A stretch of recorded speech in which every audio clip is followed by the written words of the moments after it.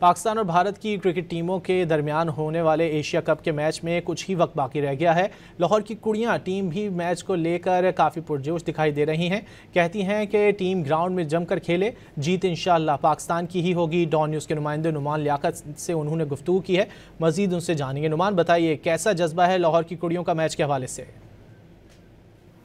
देखिए जी, वक्त कम रह चुका है, दिल की धड़कनें तेज होती जा रही हैं। मैच को लेकर लाहौरी कुड़ियां भी काफ़ी पुरजोश दिखाई दे रही हैं। कुछ स्टूडेंट्स हमारे साथ मौजूद हैं, इस हवाले से इनसे बात करते हैं।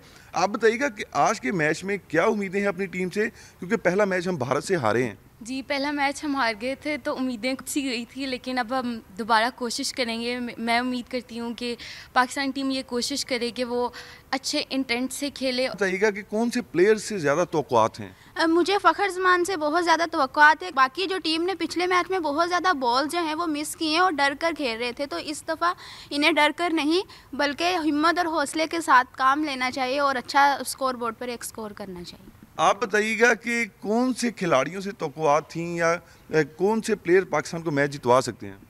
मेरा ख्याल है कि हम अपनी बॉलिंग के टाइम पे भी ज़्यादा प्रेशर नहीं लेना चाहिए। मुझे शाहीन शाह अफरीदी से बहुत ज़्यादा उम्मीदें हैं और साइम अयूब से भी, कि वो मॉडर्न टेक्नोलॉजी जो मॉडर्न क्रिकेट है उसकी जो माइंडसेट है उसको लेते हुए क्रिकेट खेलेंगे। इंशाल्लाह आज का मैच हम जो है बिल्कुल ज़रूर जीतेंगे। पूरी हमारी दुआएं अपनी टीम के साथ हैं। जी बिल्कुल, लाहौरी कुड़ियां ये मशवरा दे रही हैं कि उनके अंदर जाएं, जमकर खेलें, इंशाल्लाह जीत जो है वो पाकिस्तान का मुकद्दर बनेगी। जी नुमान, बहुत शुक्रिया इन तफसीलात के लिए।